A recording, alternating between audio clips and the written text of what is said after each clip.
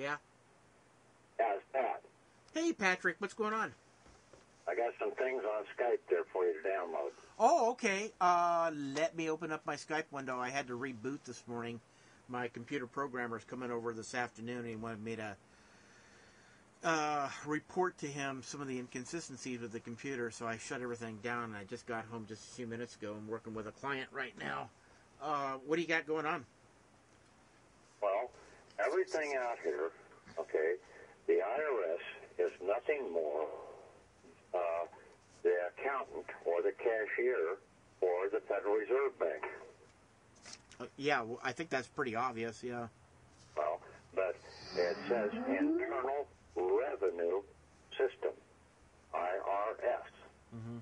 That is the monetary system of the country. And it's the Federal Reserve monetary money system. And that's why everything is out here is called or classified as a tax.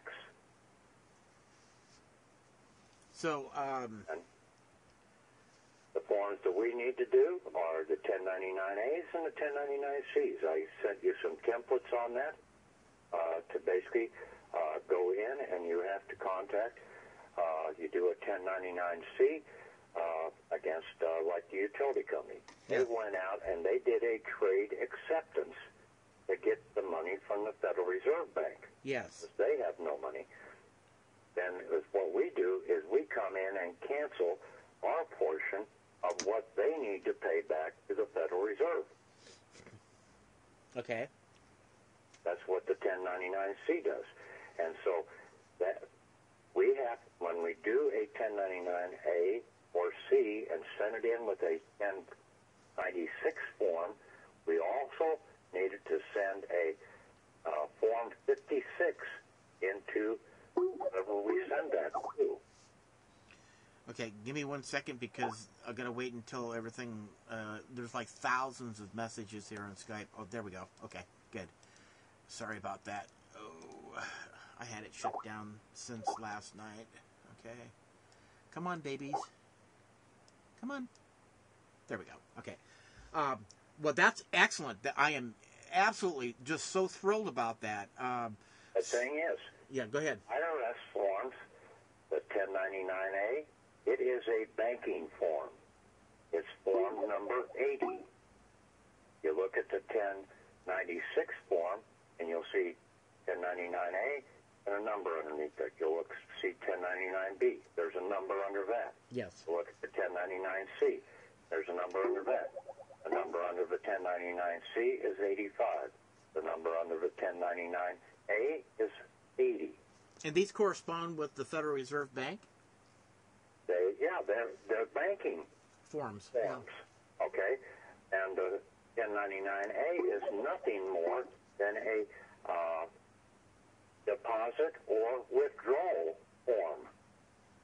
So what you're saying is that we are actually our own best savior, and we are our own private banker. Is that what you're saying with these forms? Basically, we have a bank account at the Federal Reserve, but we need to come in and remove them from being the fiduciary and leave them only as the custodian. Okay, so did you send one of those 56 that corrects that when you do this?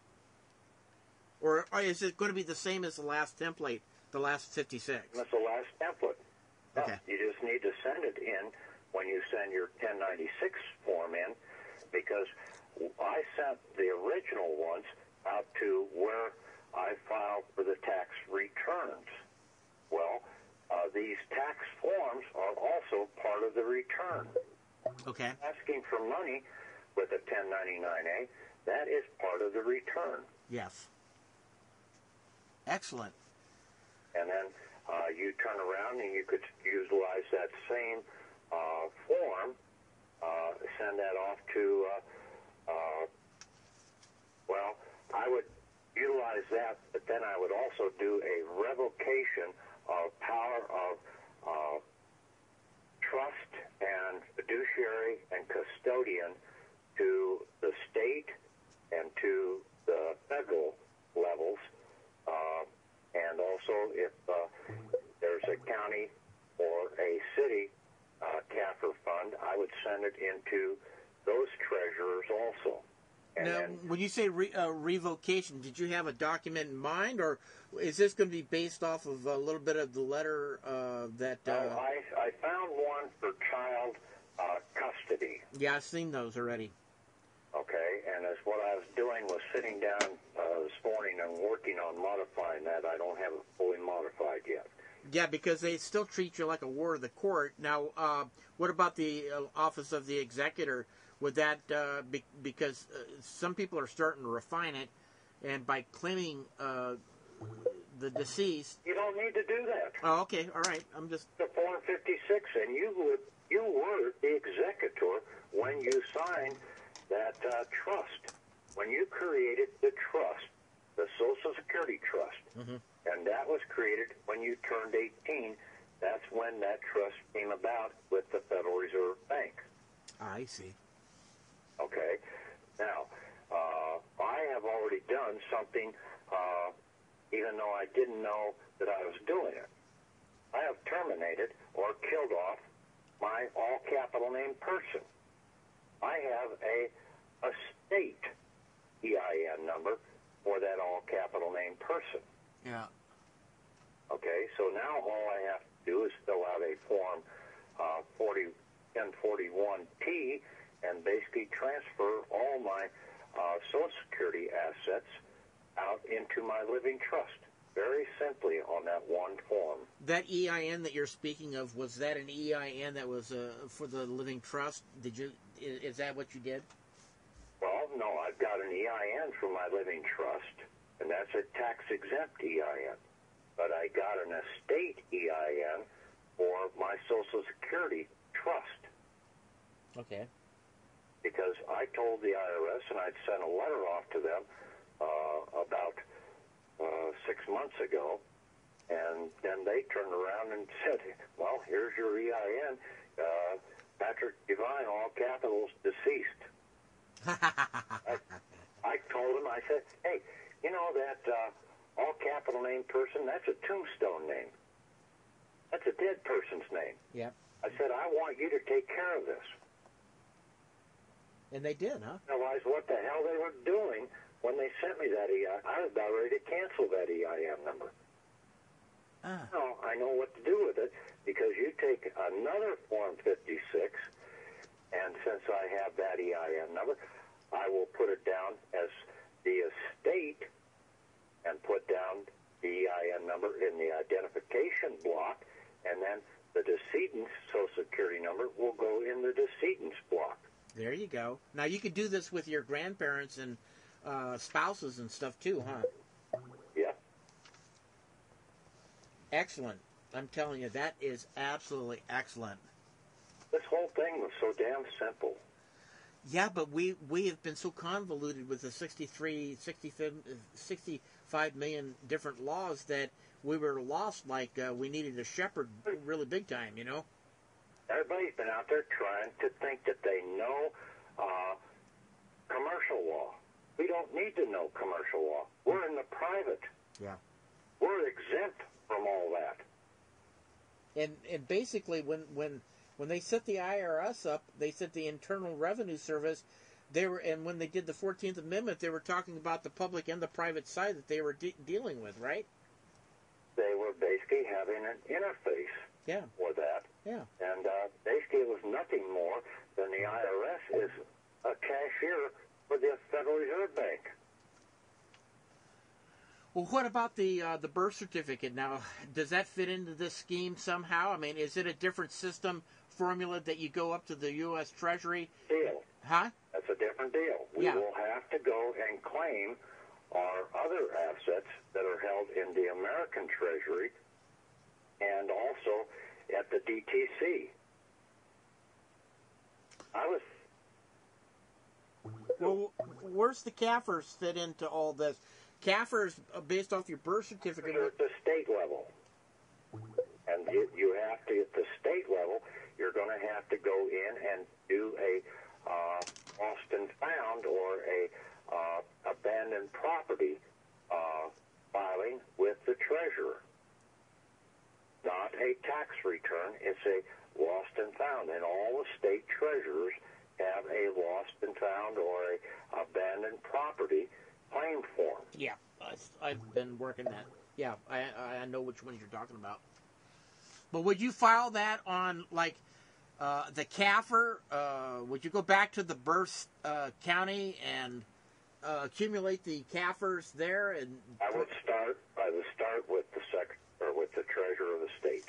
The treasurer, not the comptroller. The treasurer. Okay, just to be clear. All right. Yeah. Right there, the comptroller basically there is no comptroller on the de jure side of the state. I would understand that as being true. Comptroller is over on the corporate side of the state. Yeah, the commerce side. Yeah. But you're going to approach the treasurer on the de jure side. Yeah.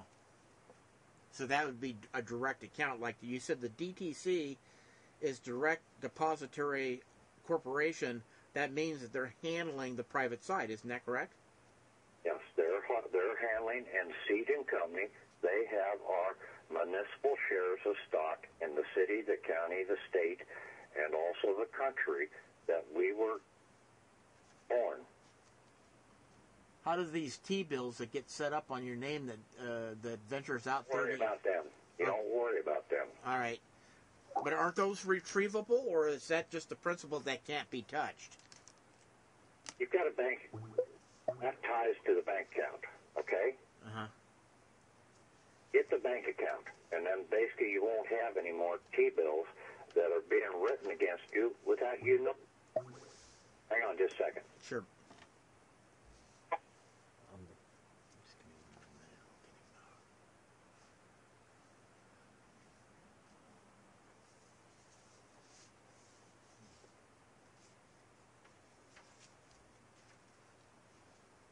Yeah, Chris. Yeah. Yeah, so basically everything, if you look those over, I've done a new layout. I think it's a little more explanatory. Read everything on the damn document. I will. People have to also read the instructions of what I put there.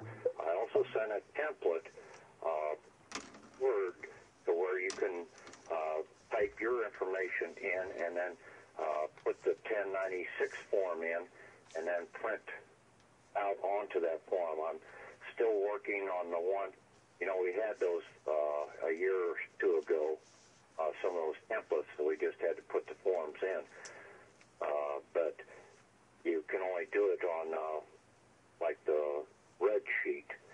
And see, you sign everything in black.